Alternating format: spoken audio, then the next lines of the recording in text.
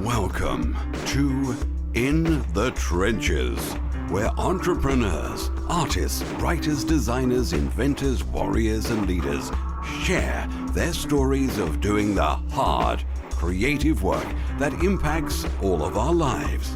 Let the journey inspire you to do something worthwhile, build something bold, and create your life's work. And now, your host, Tom Morkis. Welcome back, everyone, to another broadcast of In the Trenches. I'm really excited to have on today's call Amber Hawken, who's the creator of amberhawken.com and the author of a newly released book that we'll get to in just a second. But before we do, Amber has a diploma of mindfulness-based cognitive behavioral therapy. She's a qualified neuro-linguistic programming practitioner and a deep state repatterning therapist. And those are just some of the professional qualifications and tools that Amber brings to her work around emotional, mental, and spiritual self-mastery. She also has a podcast, a YouTube channel, a very popular blog, and has done some just really incredible work in the online space with her brand and the work she delivers. So Amber, thank you so much for being on the call with us today. Thank you for having me, Tom. It's an absolute honor. Yeah, so I guess I'll preface by saying that those who are listening, there may be some swears in today's episode, and partly because, and maybe that's the first question is, Amber, you chose a very unique name for the title of your book. I think you actually got some pushback when you did this at first, if I'm not mistaken. But tell me a little bit about the book and why you titled it what you titled it.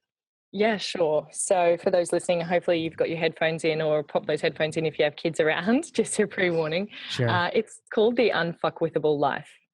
So I did get some pushback, not a lot. Right. Definitely not from my market, because I've always communicated, not so much, with profanity, but I've been always very open, and I tend to communicate in a probably what might seem a counterintuitive way around personal development. So it wasn't unexpected from my audience, but from some really powerful mentors, I could see they were uncomfortable with it, which really drove me to do it. So, because, when we're erring on that edge of discomfort and we're kind of pushing the lines of what's out there, we know we're on the right track. And I didn't choose it because I wanted to swear, and it was a big decision because it's my first book, Tom. So I thought, am I really going to do this? Am I really going to put the word fuck in my book title? And when we look at the word, it's been on Urban Dictionary for a couple of years' time. I could not find the original author of it, no matter how hard I tried. And there's another book with the word unfuckwithable as one of the chapters. And so I read that book to try and see if they found it, and they didn't either. They just referenced, again, Urban Dictionary. So the meaning on Urban Dictionary means like a connection and inner peace, so no one can fuck with you and no negativity can touch you. So I adjusted it a little to suit exactly the message that I try and get out there, which is to use connection and authenticity and connection and vulnerability, really, to create a life of inspiration and freedom. Awesome. So again, bold choice, and I think it's going to stand out, which is cool. So tell me a little bit about the background of this, though, because obviously the book is the essence of the work you've done before, and it's, a compilation of a lot of things you've done in the past. So tell me a little bit about what led you to writing the book and producing it, some of the work you've done in the space. Yeah, absolutely. So around probably 5 years ago or so, I started, I was a personal trainer amongst the other things that I've done. I did that to get through university, actually, when I was studying radiation therapy, and I just picked up personal training, kept it because it was fun. And I landed a job with massive boot camps, thousands of women in a couple of years. And I saw this deep, just disconnection of people with themselves. And it created this deep angst, anxiety, stress, most of all, like the behaviors such as emotional eating and binging and all that kind of stuff, or becoming overweight, depressed, but basically this despise for themselves. And it really triggered me, because the biggest thing that really gets under my skin, Tom, is people wasting their potential, but they don't know what they don't know. And so this really drove me to delve further into human behavior and understanding pain, understanding fear, understanding people's desire to escape, or this trying to change their body to make them happy. You know, we've all heard it and we've all done it. I've done it. I've looked in the mirror and gone, I'm not good enough because I'm not this shape or things like that. Anyway, so what I found after a lot of research was that that same fear, that same anxiety, that same emptiness inside stimulated people to this short-term stimulation addiction. And the body image or the want for the body was just one of these addictions. And so originally I wrote it to help people overcome like a negative body image. And then I just kept digging and digging and digging. And I realized that the core reason that we have this impulse, this desire to escape, this stimulus addiction that most of us don't even realize are there or we don't take seriously, is because we're so disconnected from who we really are. We're born into this society that tells us just be you, but conditioned, you know, be like this, and this is what's going to make you happy, and this is what's going to make you successful, and this is what's going to make you attractive. And so we are disconnected from ourselves, and so we don't feel we have purpose, or we don't have purpose or meaning in our life because we're just following what we think we should. And so that leaves this emptiness inside, which then gets filled with sex, drugs, alcohol, Facebook, validation from the outside world is probably the biggest one, a victim mentality. And it just broke me. You know, I thought, oh my gosh, well, you know, myself as well, I'm not immune to this, to this short-term stimulation coming into my life, but anything can be used as a drug. So I wrote the book to be able to help us understand that it's vulnerability and opening up and taking off those masks and finding a deep purpose within yourself to just be you, not to go out and, you know, I hate the term, go find what your purpose is. It's like, no, you just have to be yourself. It'll show up. So connection and vulnerability are at the core of an unfuckwithable life. And I really think that now more than ever, we need that in this world. We need to understand that and live through that, because people, you know, we're spiraling as a society. So that's the core behind it. And then a lot of other study as well. Sure. So tell me this though. You mentioned kind of at the end of that the key to overcoming, and I think you said short-term stimulation. Do you ever call it short-term addiction, or was there any other terms you give that? Absolutely. So short-term stimulation addiction, 100%. In the book, I've kind of put together what I call the 7 Fs, which really summarizes the things that we indulge in, I guess you could say. And it really shows us where, like, the different behaviors. So it kind of puts it into different categories, if that makes sense. Can you give us a rundown of those 7 Fs? Yeah, of course. There's some swearing, just a heads up. But okay. I feel that's like what I figured. I feel like you would know that. So a false identity is probably the biggest one that's really important. That, you know, if I get anything across, it's that, which is really that we get addicted to this sense of self, of who we think we are. We really struggle to not identify with, I guess, what you would call our self-perception, which some people might know as the ego, right? So we get stuck in this identity of who we think we are, and we live through that. So it's a facade, right? It's a false identity. So that's an F. Then there's fashion. So things that everyone else is doing. It's like, okay, the primitive brain says, if I do this, then I'll be loved and accepted. And that part of our mind is there for that. But unfortunately, that is never really what we want. And again, that's as soon as we're doing something that's not authentic to us, Tom, and this is the key to understand, as soon as we're outside our own values, it's like that instant. And even if it's in that moment, that impulse is there because that emptiness is there. So it's like, oh, and you feel it, and then you're disconnected. And then that's when we indulge in these 7 Fs, right? So I just thought that might be good to clarify. So fashion. So it's like, what is everyone else doing? And then there's fucking. So people will use intimacy, or they will use a relationship to escape, which is obviously very, very, it never ends well. We know that we've probably all been in that place where we want someone to make us happy. We want someone to fill us up, and it never ends well. But like, think about Tinder, you know, think about that kind of stuff. People are just, you know, it's that swipe right or swipe left or whatever it is that world where that's where people are going for that validation. They don't feel good enough. They don't feel empty. So they go to sex or some form of intimacy. And then food, you know, we all know that one. We've all been there. And it's one that's probably so overlooked because it's right in front of us and it's so easily abused because it's something that's there. But how often do we just walk to the fridge because we're bored, or we just walk to the fridge because we've had a hard day? And it really is a form of escapism, these 7Fs. And then there's fabricated highs. So the ones that we probably refer to addiction in a clinical sense, which is, drugs, cigarettes, alcohol, and stuff like that. So anything to escape. The 7Fs help us escape from discomfort. And then fame. So approval and validation, but I guess at a whole new level. So that desire, that impulse, that need to be important, that need to be approved of. And then fortune. So we're very conditioned, especially in the Western world, to associate success with money. But I don't know if you've probably met plenty of business people in your time, and I've had the honor of meeting some people who have made billions, and they are so deeply depressed and empty because money expands what you already are. So if you're going to money because you feel greedy and empty and selfish and you need that power, it will only expand that within you. So they're the 7Fs, and any of those can be used because we can use anything as a drug. It's anything to change our emotional state, to escape from what we're currently feeling, that discomfort because we're disconnected and we've got this facade on and we're not being vulnerable, we're not being real. So we feel uncomfortable deep down, and then we use these to escape. It's like a numbing agent. Yeah. I see a parallel too, and I don't know if I'm the only one catching this. Maybe I am. I don't know if this was intentional, but the parallel maybe is because the 7 to the 7 like deadly sins, conceptually speaking.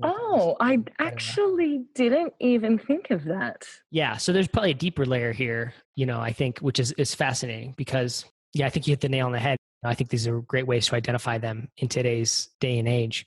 Yep. And I'm curious with like the way you view this and with the work you've done with people, do you find that there's like a specific F, so to speak, that most people are like, that's the thing that gets everybody? Or is it really just, I don't know, like, I guess I'm just curious. Like, I'm sure we all struggle with each of these to some degree or another, no matter who you are. But I'm curious if you found like in your time that like, the one that's most, and you mentioned it, fortune, like in the Western society. I'm just curious what's the most common, or if there is any most common, like short-term addiction that people deal with. Totally. It would be false identity.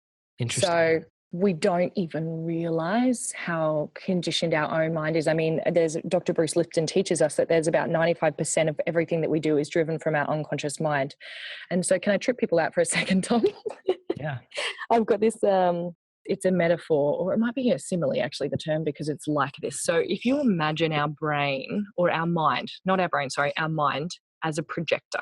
So if we're at the movies, what we see on the screen is the reel that we put in the projector.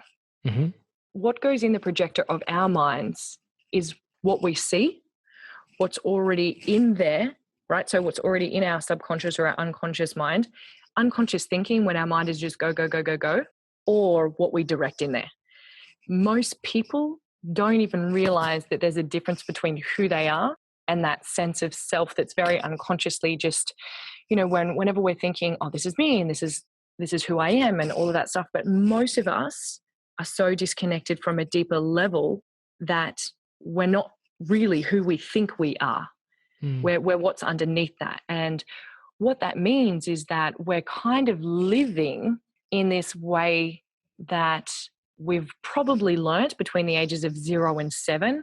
We've picked up the behaviors, or we've realized, okay, so when I do this, that's when I get validated, or that's when I get love, or that's when I'm important. And then we watch everyone else. Okay, so the world tells me that when I have this body, or when I have this money, or when I have this boyfriend, or when I have this car, then I will get love and significance. And it's a very primitive part of us, right? It's survival. So we pick up all of these habits and all of these behaviors by being told what we should do and who we should be, and then what we tell ourselves we are. So it might be like, well, I'm just an anxious person, or I'm just an introvert, or I'm just this, or I'm just, all of the stories we tell ourselves, the ones that are planted in our subconscious, and that's what we live through. And that's the biggest cause of disconnection and emptiness, because like I said, when we're disconnected from what, DiMartini refers to it as our telos.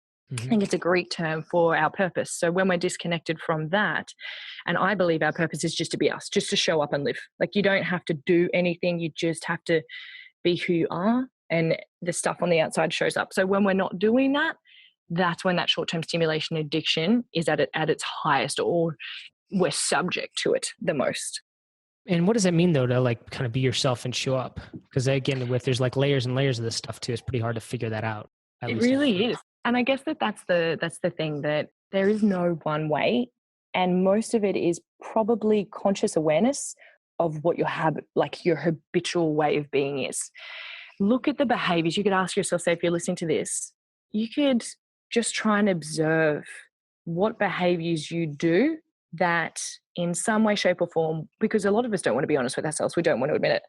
But in some way, shape or form, it's because we get validation from it, because we get significance from it. And that is the core reason. It's not a bad thing if we want love or if we want validation. That's not a bad thing.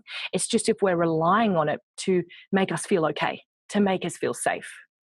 So observing your behaviors and asking, what am I doing just because I thought that that's what I should do, or because that's what I thought, who I thought I should be? And like the most obvious thing is, are you really deeply happy when you sit down? Like, could you sit down silently for an hour and just sit there and be? If you can't, then listen to those stories.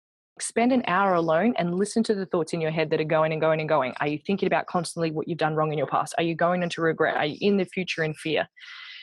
When you still yourself in the moment, it's like you can hear this cacophony swirling of these conditions around, I've got to do, I've got to be, I've got to, all of this stuff.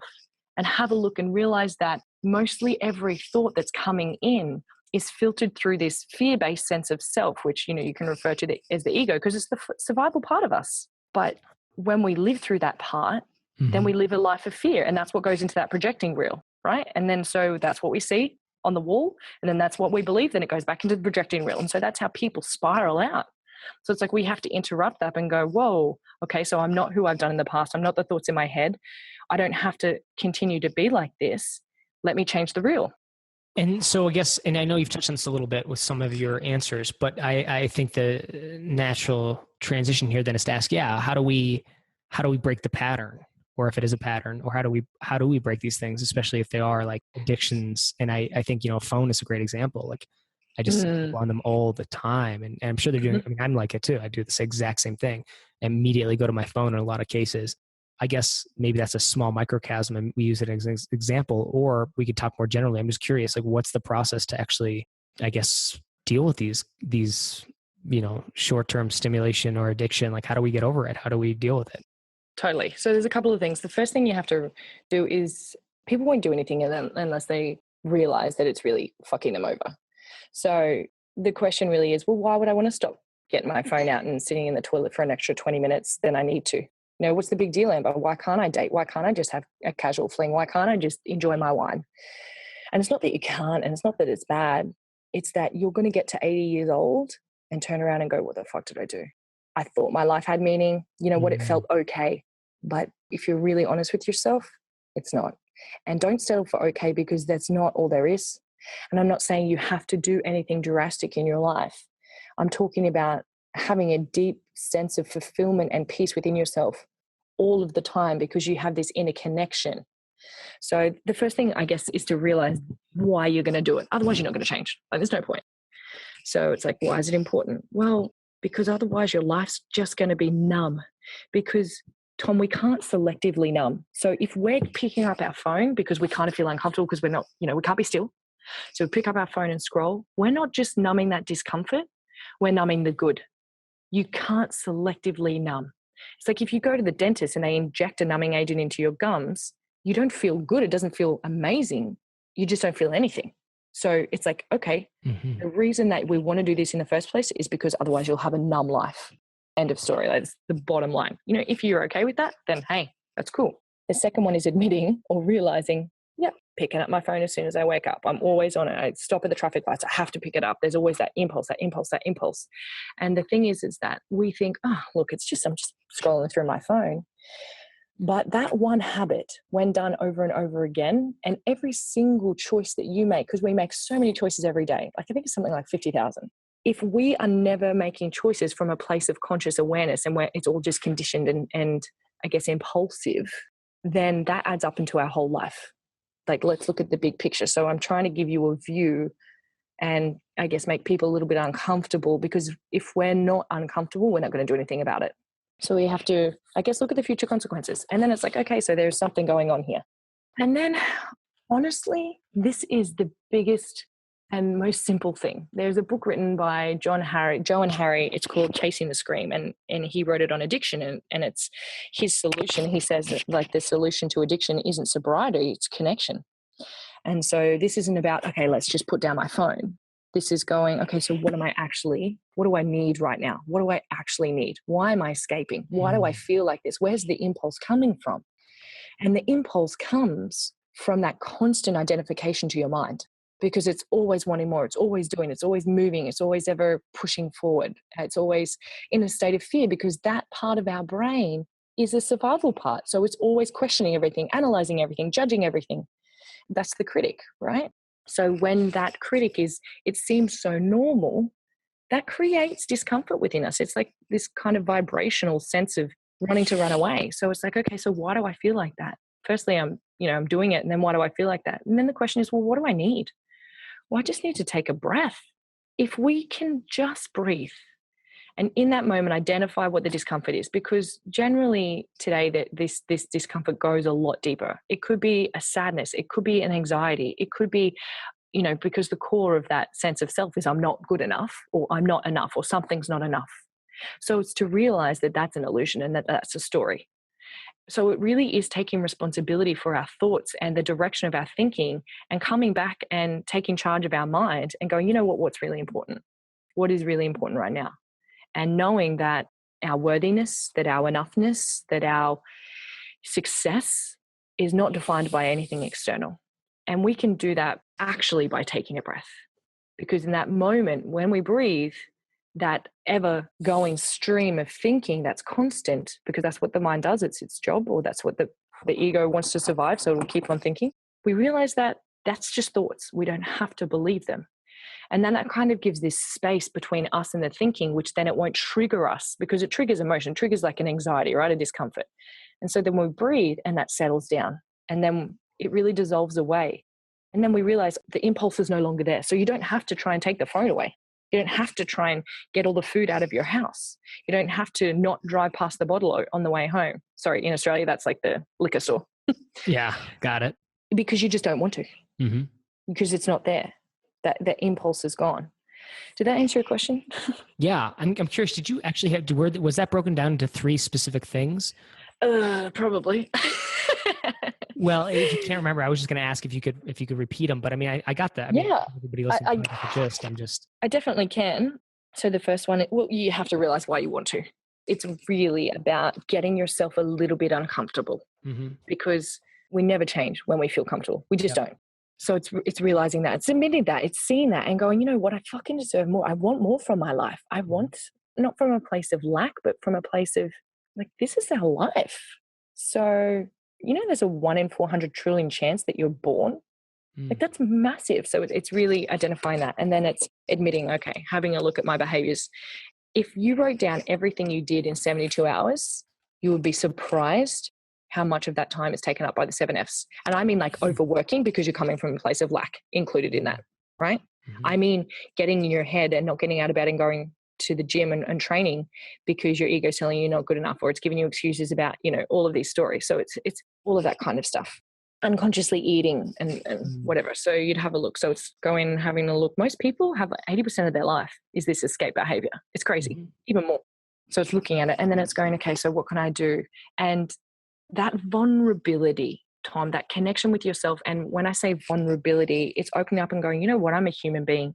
Because that sense of self, that false identity, which I've said is probably the most addictive thing and the most impulse, like that creates that deep impulse and that, I guess, that negativity or that lack within us, it's always in a place of lack. It is always going to be there, and it always wants to be perfect, because its core goal is to be loved and to be good enough and to try and find ways to do that. So, we know that we're not going to be good enough. So it's knowing that perfect sense of self that we try and project to the world, it's very narcissistic, that part of us. So when we can be vulnerable and open up and go, you know what, I don't always have it together. I have good and bad traits. I have half and half. And we show up as ourselves vulnerable and human, and that's what makes us whole. We're imperfectly perfect. So when we can do that, that's that self-connection. And we can breathe and do that and take that time, and the impulse dissolves away. So they're probably the 3 steps. Awesome. I love it. So, okay. So I want to talk about the vulnerability piece because I hear it and it sounds like a buzzword in a lot of ways. So Totally is. what really is it and how does it actually work? Yeah, absolutely. So as I was saying, that part of our mind wants to be perfect. It wants to always have its shit together. It wants to be seen as always, its desire is to always be good enough, but it never feels good enough. So it's it's a toxic cycle. When we show up, just think of it like a casual conversation. If someone pointed at you and said, Tom, you're a purple elephant with yellow spots, how do you feel about that? I'd be pretty neutral. Yeah, because you're not, and you know it, right? Sure. Whereas if I said, Tom, you know that thing that you do, like when we hang out and you're always, you're always tapping, it just seems that you're really not present. Right. How would you feel about that? And just pretend you do have that habit, right? Because we've never hung out like that and you've never done that, but just pretend that you do have that habit. How would you feel? Yeah, I'd feel maybe guilty or I don't know, maybe shamed or something like that, depending how bad it is, I guess. Exactly. So shame is triggered because you're thinking, oh my God, I'm wrong, or I did something wrong, which is guilt. So I'm wrong is shame. I did something wrong, guilt. Breno Brown teaches that. But if you just looked at me and you went, yeah, you know what? I'm not present. Thanks. And then you could decide that in that moment, like you could then personally decide, you know what, I want to change that, or you could just own it. And you're like, you know what, I'm not. Yeah, you're right. Sorry. Then how does that feel? Yeah, I guess that would probably feel like improvement. Improvement. So it's more like, you're like, yeah, you're right. And if you own it and you're vulnerable, you're like, yeah, exactly. It's acceptance. And it's like you've opened up, you're like, yeah, you know what, I'm not perfect. It's about being okay with being imperfect. Mm-hmm. And so that's just a very like subtle example. If we use something like, say that I have a good friend, Ronsley, and he hates it when I'm late, like hates it, like he despises it. If I rock up late, like sometimes he'll just leave. And if he says to me, Amber, that's rude. And if I'm like, no, like it's because it is, but if I'm like, you know what, you're right. And sometimes I am late and it is really rude. Instead of me shaming and going to this spiral, if I own it, then it leaves room for this improvement. It leaves this space. It leaves this vulnerability, and it's very empowering. And then another thing might be, from my perspective, right? So people look up to me, and I try to be so human to them and be like, I'm not above you. I'm not any better than you. And so if I'm struggling one day, if I'm having a down day and I can't really explain why, I'll be honest about that and be like, you know what, I'm just feeling like this, instead of being like, no, I'm always amazing and I'm always positive and everything's always okay. Like, you know what, it's not. And I don't always have my shit together. And I don't really know what I'm doing all the time. Because if I was to tell the world, think of this on a big scale. If I was to tell the world that I always have my shit together and that they always have to be, just always change your mindset, take responsibility, change your state, people are going to feel pressure because it's impossible. Whereas if you're okay with being human and you're okay with not being okay and you're okay with emotions and feeling and processing, that's a deep state of empowerment and inner peace, because that gives you an opportunity to work through things and evolve. But if you're trying to hide parts of yourself that you don't like or parts of yourself that aren't perfect, you will always feel insecure and shame about everything that you do because you'll feel like you're just a fraud, because you are. You're trying to be someone you're not. So it sounds like, I want to simplify this to the point of missing the point, but it sounds like a big part of that is taking ownership over who we are, what we are at this point in time, and the actions. And that seems like a big part of it. Is that correct? Yeah, totally. It's responsibility, but I guess also a major practice. Most of us have lived with the internal dialogue that it's not okay to not have your shit together. It's not we have to be successful. We always have to achieve and all that kind of stuff. So that ever criticizing pressure that we place upon ourselves because we've listened to that voice. Mm-hmm. So it's awareness of that it's there. Yeah. And then the practice, because this is a constant practice. This is not going to happen overnight. You have the opportunity to practice this in every moment for the rest of your life. So this isn't about, all right, change your mindset and you're failing if you don't do this and if you're not vulnerable. No, because you're going to go back to old patterns. That's cool. That's what we're here for. We're here to learn. Just do it. Just do you. Just do the best you can. So, people get caught up and they think, oh my God, I wasn't being vulnerable. And then their ego shames them about not being vulnerable. So it's taking responsibility, Tom, but it's also really practicing being still and seeing why you feel uncomfortable, and having a look at the stories around, perfection or not being good enough that are running through your head, identifying them, and then counterbalancing them, being like, no, you know what, that's okay. It's okay that this and this and this and this and this, that I don't have the perfect body. I'm not, it's really practicing vulnerability and honesty with yourself and the world around you about being human. I love it. I think it's a powerful message. So what I want to do actually now is transition to where people can find out more about you, where they can get the book. And I honestly, I think probably a book is a really good place for people to start, but also your blog and everything else that you have going on, where people can find out more about this. If they're interested in this topic that you dive into with your platform, your YouTube channel, your blog, your podcast, where can they find you and reach you? Yeah, awesome. So amberhawken.com, everything is there. And so Hawken is Hawken.